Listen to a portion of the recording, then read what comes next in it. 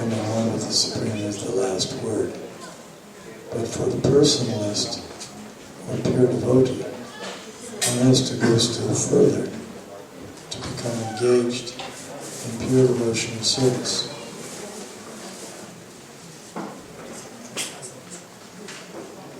This means that one who is engaged in pure devotional service to the Supreme Lord is already in a state of liberation called Brahmabhuta, oneness with the Absolute. Without being one with the Supreme, the Absolute, one cannot render service unto Him. In the Absolute conception, there is no difference between the served and the servitor, yet the distinction is there in a higher spiritual sense.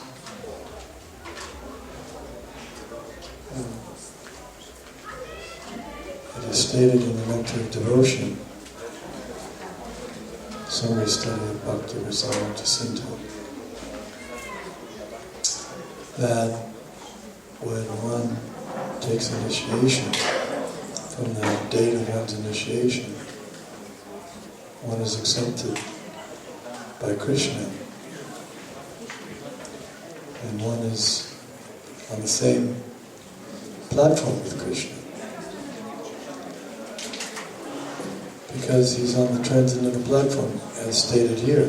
There's no difference between the served and the servitor.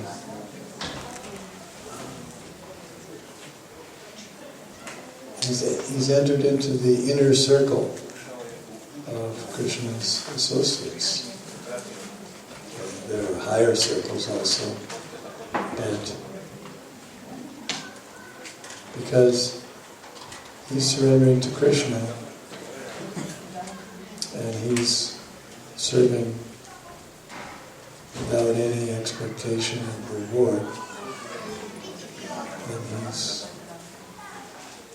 accepted by Krishna as his intimate devotee, and he promises to take care of him. So that's the point here, is that all the benefits that one gets from other types of spiritual practices,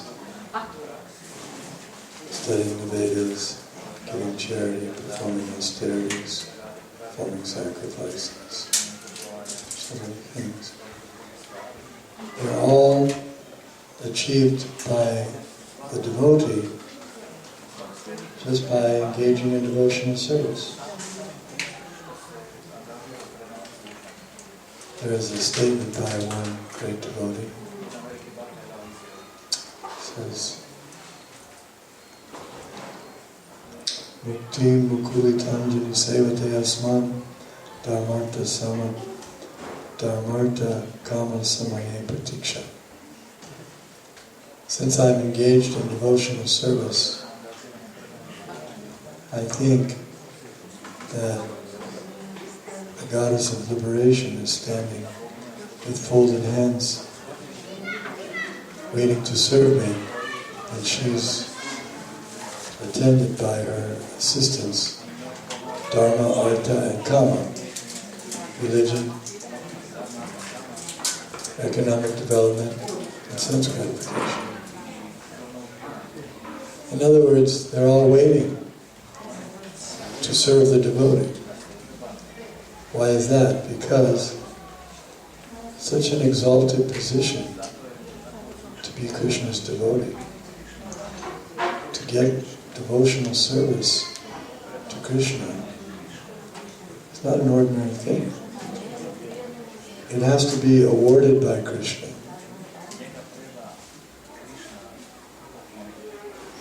And to get that position is special. Brahmande Brahmite Kono Bhagyavanji Guru Krishna Prasade Bhai Bhakti Lata Beach. Out of many millions of living entities, one living entity may be Kono Bhagyavanji, very fortunate, to get the seed of devotional service. And that's by the mercy of Krishna.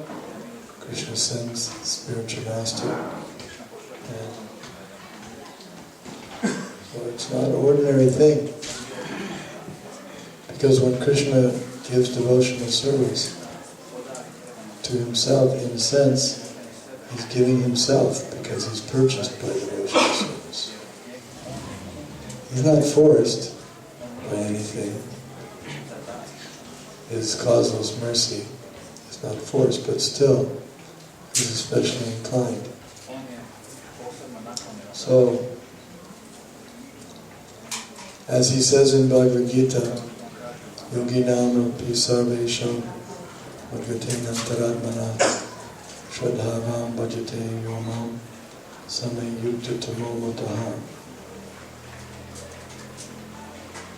All the yogis, the topmost yogi is one who's engaged in devotional service.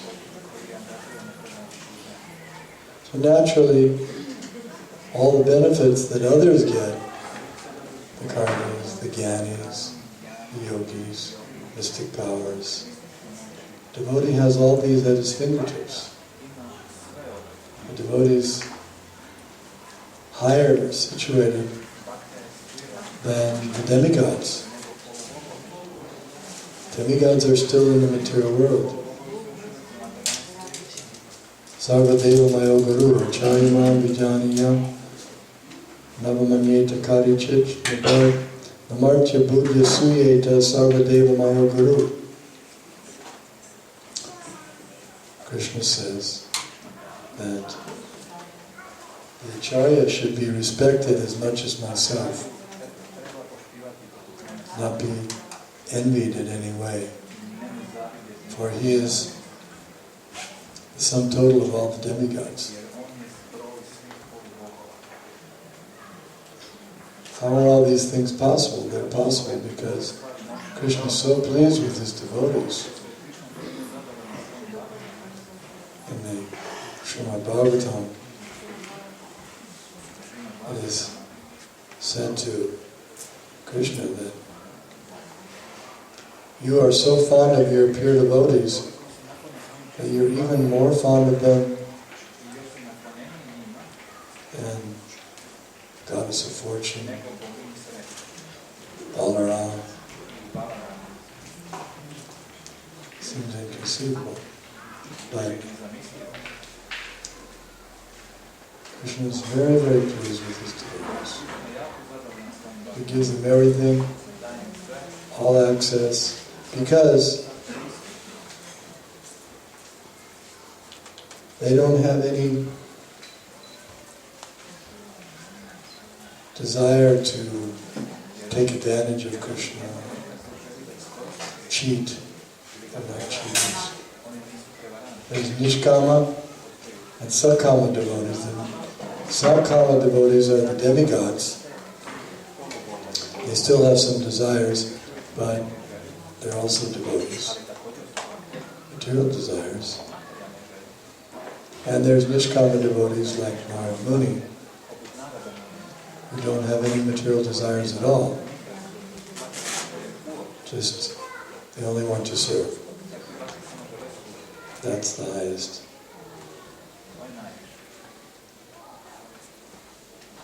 So naturally then, if one comes to the level of devotional service, he must be liberated as well.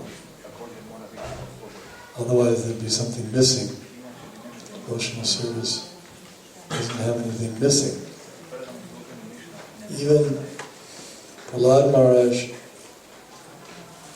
his father was such a great demon, but because of Prahlad Maharaj's devotion, Krishna gave him his father liberation. What to speak of parents of devotees, even now. Their parents may not be demons, they may just be not informed or not educated in the science, but they're also so many generations, it's described in the Srimati said, so many generations, 14 or something like that, of your relatives past and your relatives future generations will be liberated. And there are so many benefits of devotional service. One doesn't have to worry about anything. Liberation, getting free. Today someone was asking about what happens if a devotee accidentally drives over a rat or something in the street, or so many insects. Is he responsible? If he's engaged in his devotional service, Krishna says, Sarva papebhyo mokshayishyami ma shucha. I free them from all sinful reactions. Do not fear, do not worry, do not hesitate. One should not be careless and unnecessarily harm others, but if it happens in the course of one's service, one is not responsible because Krishna takes responsibility. It's like the eating. Sometimes people, they object because we point out that meat eating is not good. And they say, but what's the difference between meat and eating meat? It has life, and plants also have life. You're eating plants, so you're also guilty. And that's true. There is some. Plants also have life. Although there's a hierarchy and there's some difference in the animals and plants. But aside from that,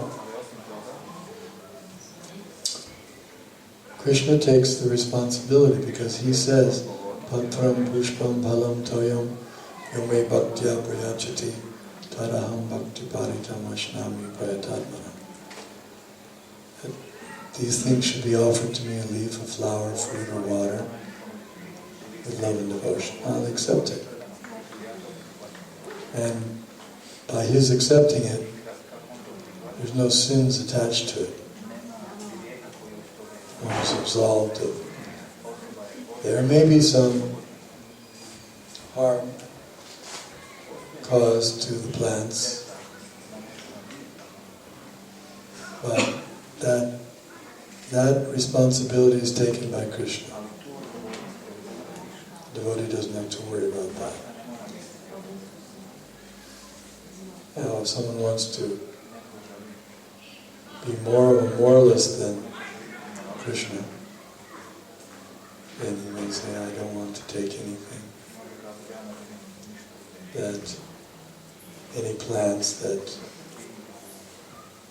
I just want to eat things that have been picked from a tree or something like that. That's nice. But it's not required because Krishna has already accommodated that. Grains, vegetables, that's what they're meant for. And he would know what they're meant for because he's the Supreme Father. Sarva-yoni shakontaya sambhavani utaya tasam brahma mahanyani raham bija pratapita. He's the seed-giving Father. He has arranged jiva jiva sajivanam, that each living entity eats the bodies of other living entities. That's the biological system. So he's arranged what each one is supposed to eat. And they all follow that. All the species eat. It's remarkable how they all seem to know what to eat. Even we may think, well, they're not very intelligent. not be very intelligent, but they know what to eat, they know how to mate, they know how to defend themselves, they know where to sleep. All these things are given to them by the Super Soul. It gives intelligence. They know what to eat. Everyone has their quota. Humans have their quota, but humans have the opportunity to disregard their quota or disregard the regulations meant for them. So it's a great opportunity for human life. One can transcend the whole material world altogether, the whole system, if he utilizes it properly, his consciousness properly. And similarly, if he utilizes it, misuses it, then he slips down. The other species only go up. The insects go up, the plants, the trees go up, the aquatics, everyone's going, all of them, 8 million species are going up. For humans, they can go down. Some people who believe in reincarnation, they don't like to think that they can go down again, but it's true. So, humans are supposed to eat vegetarian foods that are offered to Krishna. When they do that, then there's no sinful reactions. If one doesn't offer everything to Krishna, then he's responsible for everything he does. Even if he steps on an ant, he has to pay for that. Whereas a devotee, he doesn't have to pay for that, because it's taken care of by Krishna.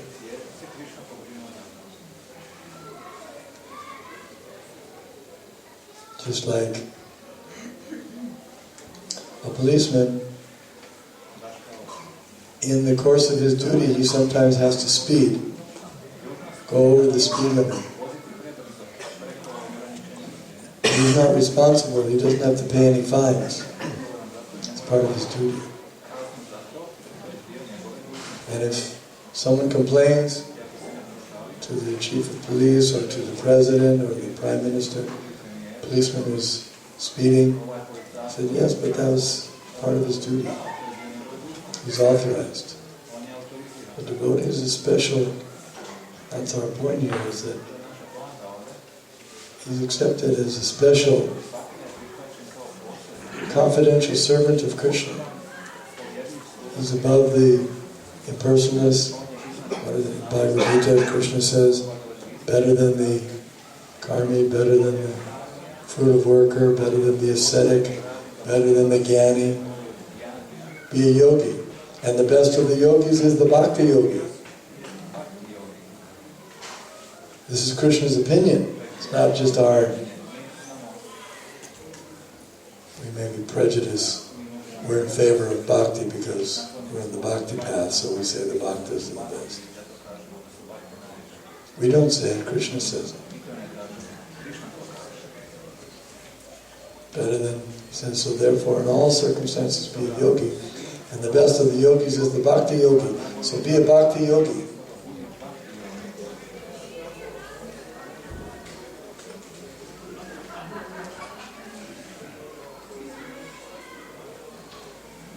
Continuing in the purport.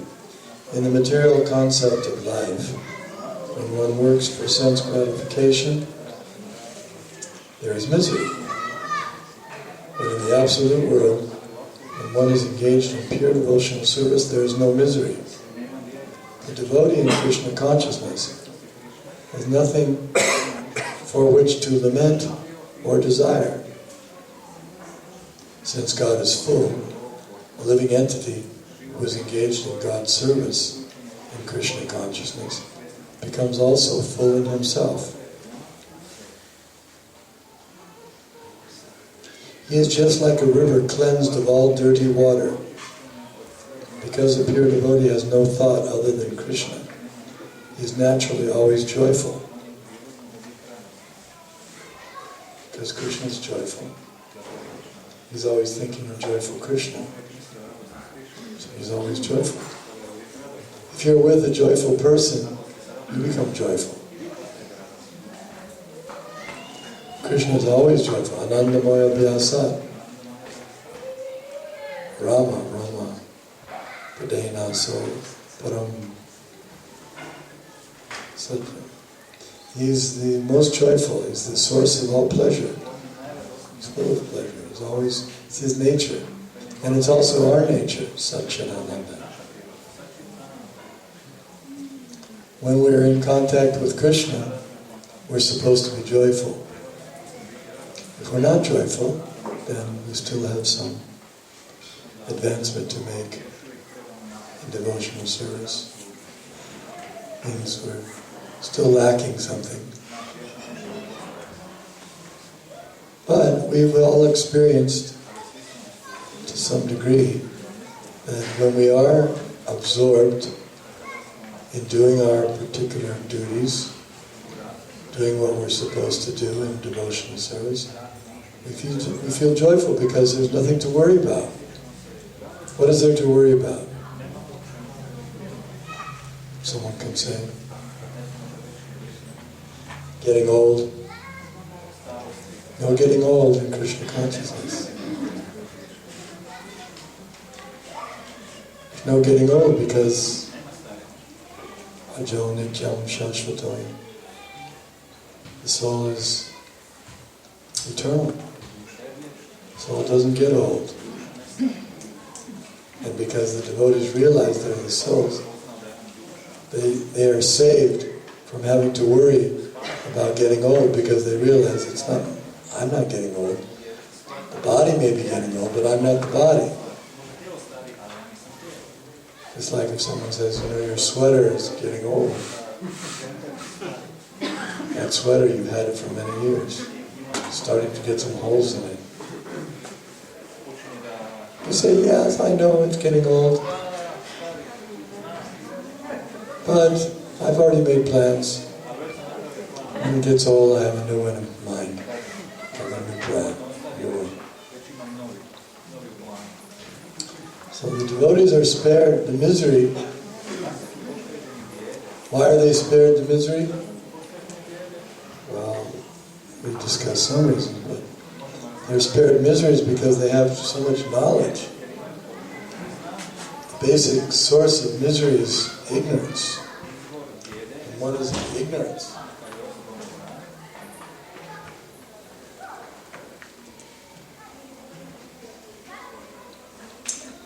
He suffers. It's like a person who's sitting in a dark, let's say a dark garage, and he can't see very well, and he sees a rope hanging over near the door, and he's afraid to try to get out of the garage because he thinks that rope is a snake. And he thinks that somebody placed the snake there to bite him. Imagine how much terror he's going through. He's suffering, he's starving, he's dying of thirst, he's in a dark room, he's miserable. Why? Just because he's in ignorance, he thinks the rope is a snake. Someone comes in from outside, turns on the light, says, what are you doing down here? You've been down here for 5 days. I thought that was the snake was... What do you mean snake? This is a rope. Well, now he's free from the ignorance and he's free from the misery. Devotees have nothing to be miserable about. What is there to be miserable about? If my nature is to be eternal, full of knowledge and full of bliss, that's what I am. That's what I'm made of. Then why don't I just be myself? They say that. The materialists will say, be yourself. but they don't know who their self is. They mistakenly accepted the body as the self, so they try to be the body. That's fruitless. For a soul to try to be a body is not rational. How can you be something, some dead matter? You're full of consciousness. You're a living being. We're trying to play the part of dead matter. And you can imagine all the miseries that go along with that. Trying to keep a bag of dead matter alive. Trying to keep it forever. Keep it going. So much ignorance. Ignorance is the cause of suffering. Tamasima jyotirgama. Come out of the darkness, come into the light. Brahmabhuta prasanadma. When one is on the Brahmabhuta platform, he's fully joyful. He's associating with joyful Krishna. And the activities, Kevala Ananda Kanda, the activities of devotional service are simply pleasing. Someone asked Prabhupada once, so what about recreation and devotional service? Because they read that there's recreation, yukta viharasya. And Prabhupada said everything in Krishna consciousness is recreation. And it's true. You may say, well, what about all that cleaning pots? Pot cleaning. Doesn't seem like recreation. But if you've ever been in the kitchen with some advanced devotees, they're in bliss cleaning the pots.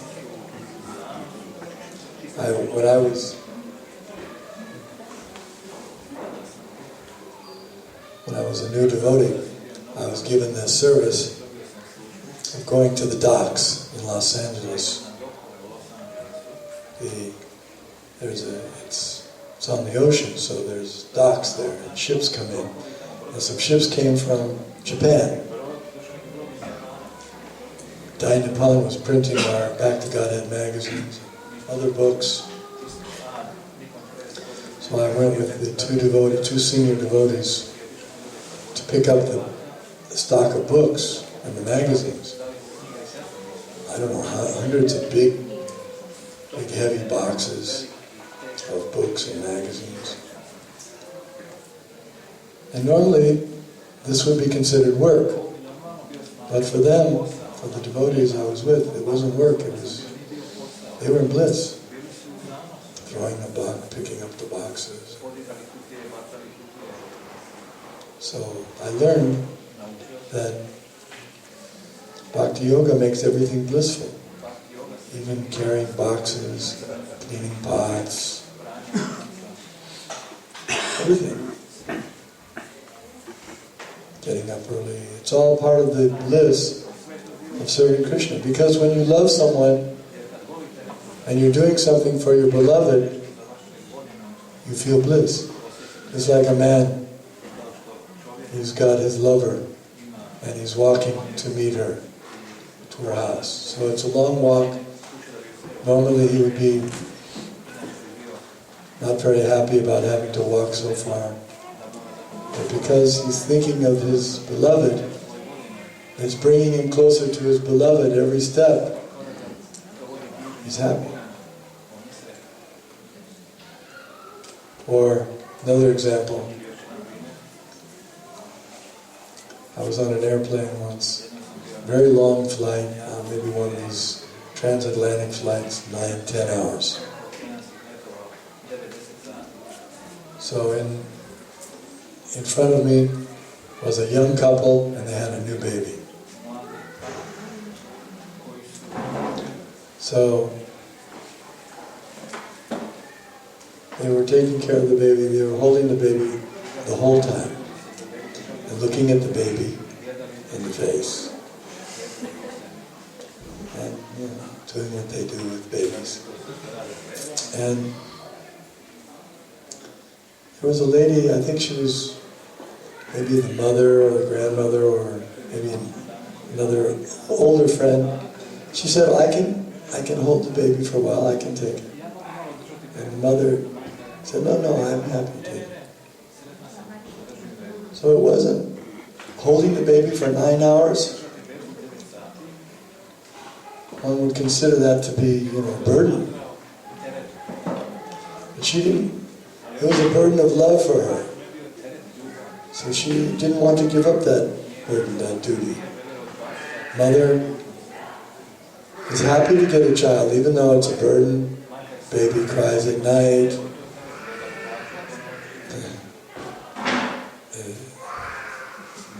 Baby does other things. She has to clean it. She has to clean the baby's stool. But for her, it's like sandalwood pulp. It's true. I've asked women if that's true. Yes. Because of love. Love can make stool into sandalwood pulp.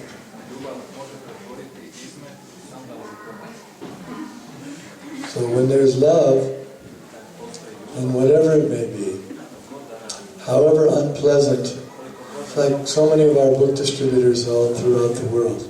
Do you think they wanted to become street salesmen? I think that was their goal in life. I want to sell. I want to approach people on the street that I don't know.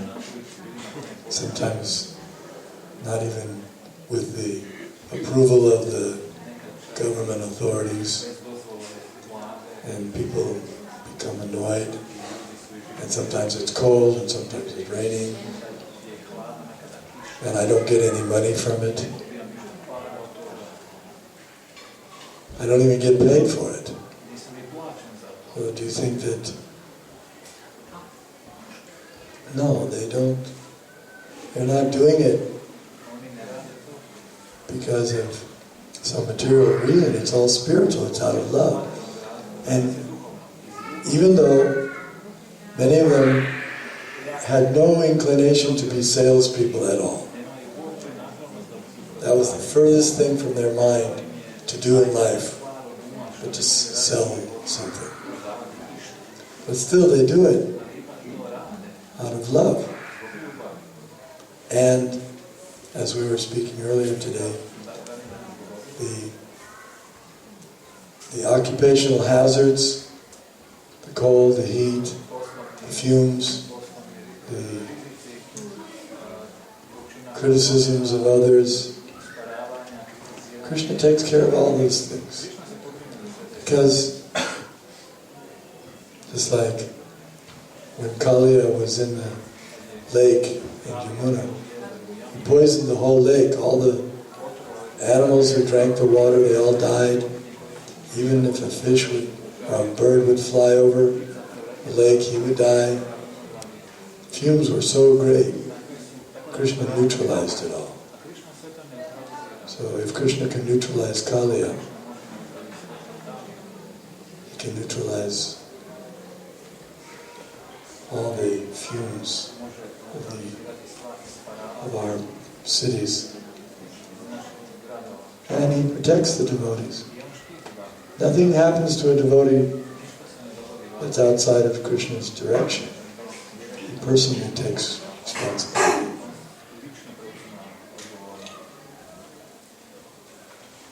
Continuing. He, the devotee, does not lament for any material loss or aspire for gain, because he is full in the service of the Lord. He has no desire for material enjoyment, because he knows that every living entity is a fragmental part and parcel of the Supreme Lord, and therefore eternally a servant.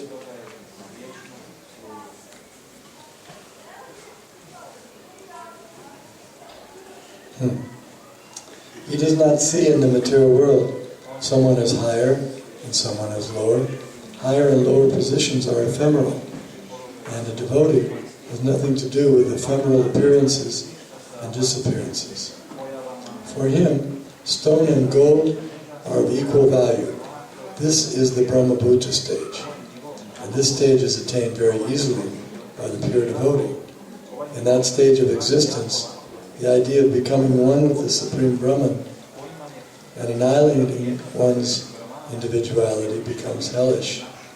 The idea of attaining the heavenly kingdom becomes phantasmagoria, and the senses are like serpents whose poison teeth are broken. As there is no fear of a serpent with broken teeth, there is no fear from the senses when they are automatically controlled. The world is miserable for the materially infected person, but for a devotee, the entire world is as good as Vaikuntha, or the spiritual sky. The highest personality in this material universe is no more significant than an ant for a devotee. Such a stage can be achieved by the mercy of Lord Chaitanya, who preached pure devotional service at this age. Hare Krishna. Any questions? Yes. You mentioned that it is that you have like a teacher person. You mentioned that devotee is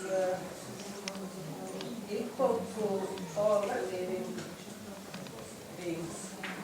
This idea, this quality of the devotee, this in Sanskrit, sama this quality of equal vision, this quality of equality. I would like to hear more about this quality which is mentioned in 11 canto in these 26 qualities of pure devotee. This sama quality. Yes, because he doesn't see the higher or lower situations, because he knows those are just the body, they're not the real person. He treats every living entity as a spirit soul and as a brother. That's real brotherhood, real oneness. He realizes that we're all one, we're all servants and children of Krishna. He may be the big brother. He considers the animals and the lower species to be younger brothers. And so he tries to help them in Krishna consciousness. He may give prasadam to them. He tries to avoid harming them whenever possible. Or he engages them, just like he may engage the bulls in plowing the field, because he's engaged in devotional service, and he's engaging the bulls also in devotional service. That's good for them. Or he's engaging the horses, they can do service. We're reading about in the Garga Samhita, description now about how Pradumna went out to perform the Ashwamedha sacrifice, the Rajasuya sacrifice, and he had millions of horses engaged in leading out his army. So the horses are engaged in devotional service. One devotee can engage so many humans and animals in devotional service. Plants give their flowers. Flowers are offered to Krishna. Plant gets benefit. Plants become liberated. Plant gives fruits. Tree gives fruits. apples, oranges are offered to Krishna, the tree gets so much benefit. So many living entities, the herbs can be used for curing diseases, and they're engaged in devotional service. So a devotee sees everything, even inanimate objects. He doesn't discriminate against them either. He doesn't say, here's an inanimate object, it's useless. No, it can also be used in Krishna's service. Although he sees gold and stone as the same, it doesn't mean he's so bewildered that he thinks they're of the same value. What it means is, he's not attached to getting gold for sense gratification. He'll use it, if he gets gold, he'll use it in Krishna's service. If he gets stone, he'll use it in Krishna's service. If he has the opportunity to meet with a very respectable person, he'll give him Krishna consciousness. He'll tell him the truth. He's not intimidated. Well, this is a big man, he's a big professor, he's a big scientist. How can I speak to him? You speak to him because he's a bewildered spirit soul in the dress of the big professor. He's actually just as bewildered as everybody else, as the dog in the street. So as devotees try to help all the animals, they also try to help the human beings. Kind to every living entity. Because he knows they're all servants of Krishna. But right now, they're in an awkward position. So let me try to create a Krishna conscious atmosphere so they become elevated. Lord Chaitanya was so powerful when he went to the Jarikanda forest or jungle. He engaged all the animals in chanting. And they were all chanting. So Prabhupada said, we may not be as powerful that we can induce wild animals to chant, but at least we should be able to induce humans to chant. So whenever you see a human, invite them to chant Hare Krishna. Other questions?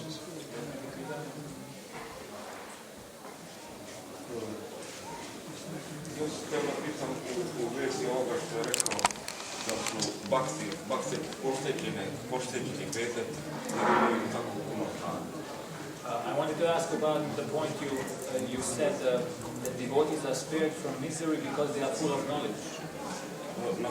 Na puno mesta je rečeno da recimo ponizni mudrac jednak u sreći i nesreći, a nigdje ne kaže da je on slobodan od nesreći. In many places it is said that the humble sage is equipoised in both happiness and distress, but nowhere it is stated that he is protected, saved from misery, that misery doesn't happen to him. Krishna kaže da se sreća i nesreća smenjuju kao godišnja doba. On ne kaže da se nesreća može eliminisati. Krishna says that happiness and distress come and go like the seasons, but he doesn't say that they can be eliminated. Ili recimo Sanatana Goswami, njemu nije nedostajalo znanje, međutim on je odlučio da se ubije. So Sanatana Goswami didn't lack knowledge, but he decided to commit a suicide. And Sri Chaitanya Mahaprabhu stopped him. Let me clarify.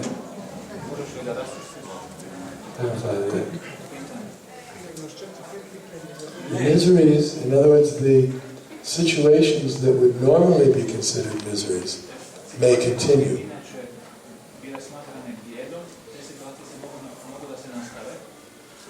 but they don't create disturbance for the devotee. So that's what it means by miseries. In other words, getting old is miserable. Everyone will agree. But for a devotee, getting old is not miserable. It's an opportunity to serve Krishna. As we said, normally, if people say, would you like to go lift some boxes and load them in a truck and bring them back from the docks, I'd say, yeah, I'll do it, you pay me. But because it's miserable and I have to offset the misery by getting some payment so I can enjoy myself. That's the concept. But a devotee, even though it may be miserable to lift so many boxes, he doesn't see it as misery, he sees it as bliss.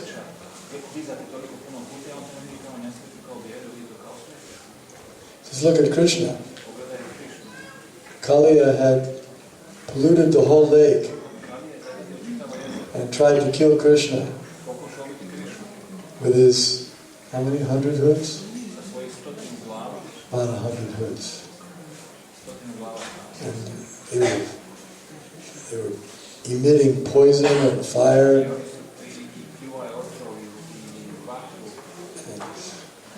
horrible. Can you imagine fighting such a 100-hooded, gigantic snake that was angry? But Krishna took it as a great sport and he started dancing on the 100 hoods. Kicking and dancing at the same time. He's the real Nataraj, the real master of dance, even more than Shiva. Shiva was a great dancer, but Krishna surpasses. So as Krishna dances on the hoods of Kaliya and has a good time, devotees, they dance on the hoods of all the material miseries. They have a good time.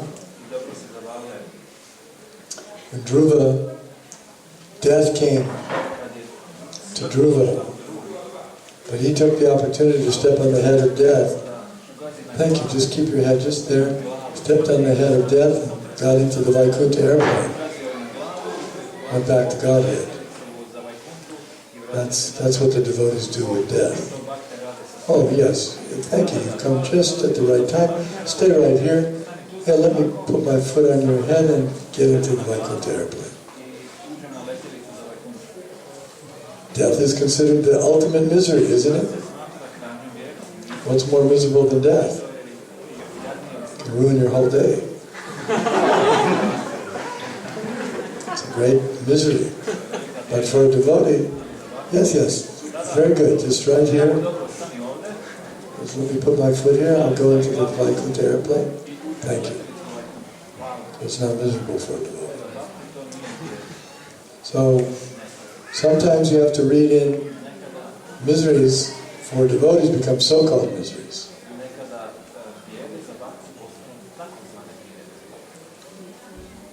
Thank you for that question. Other question?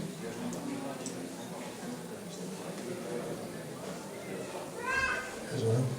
You said that devotee liberates, Krishna liberates devotee's parents and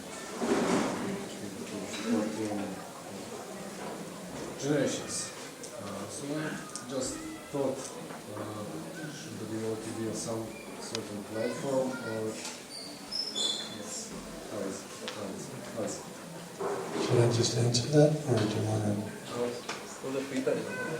Didn't hear anything. Rekao je Maharaj da Bhakta, da Krishna oslobađa 14 generacija Bhaktini porodice. Pa pitam da li treba Bhakta da bude u nekom nivou, možda se odnosi na određenog Bhakta ili na koju se vrstu odnosi? Yes, he has to be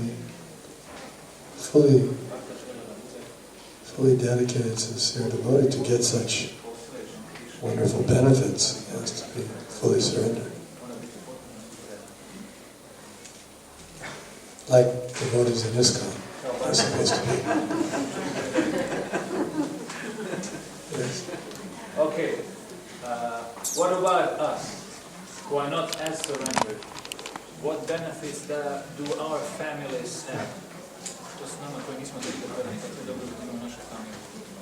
What percentage of devotion do you have? I don't know, I still didn't get the machine to measure. 70%. So if you're 70% centered, then they get 70% benefits.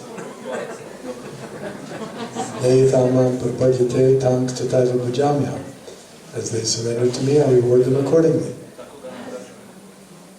It's fair. It's fair. You surrender 70%, that gives you 7. You pay 70% of your insurance bill, they cover you for 70%.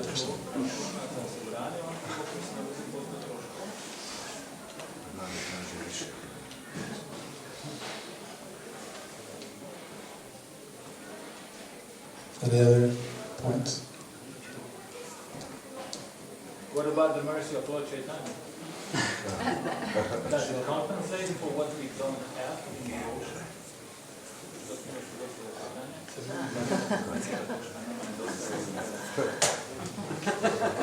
Yes, it's compensating. Lord Chaitanya's, he's made it very, very easy. Just chant Hare Krishna. Hare Krishna, Hare Krishna, Krishna Krishna, Hare Hare, Hare Rama, Rama Rama, Hare Hare. Quite easy. Just chant Hare Krishna. Even if you don't do anything else, chant Hare Krishna. Can't get any easier than that. In Satyuga there was meditation for thousands of years. Treta Yuga there was sacrifices, acquiring huge resources. Brahmins. Dwapara Yuga, deity worship, so many rules and regulations. Kali Yuga, just chant Hare Krishna. Yes?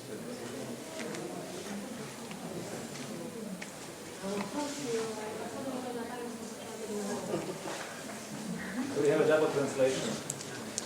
From Italian.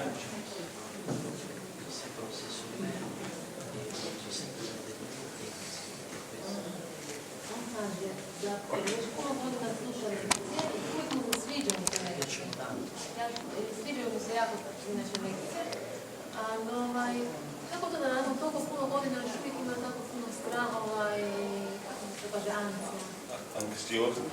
Da. He's been hearing the classes for so many years now. How comes that after so many years of hearing classes regularly, he has so many fears and anxieties? Or you could take it the other way. And having heard so many classes, his fears and anxieties have reduced somewhat.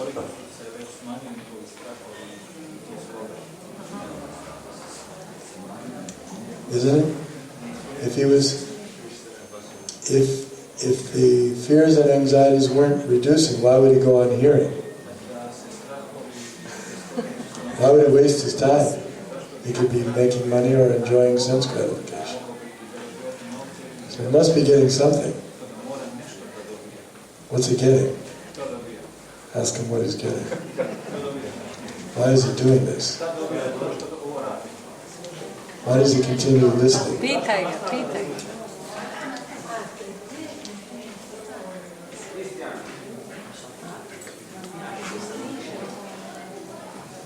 Well, yes, my point is, he's getting something. He might be wanting more than he's getting now, but he's getting something, otherwise he wouldn't keep doing it. Right? Yes. So keep going. And you can also, if you want, you can take notes in the classes. And then try to carry out all the instructions given in the notes. That'll speed things up quite a bit.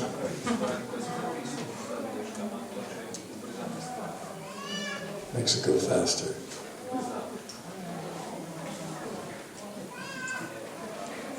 Okay, anything else? All right, thank you very much. Bhagavad Gita ki jai. Prabhupada ki jai.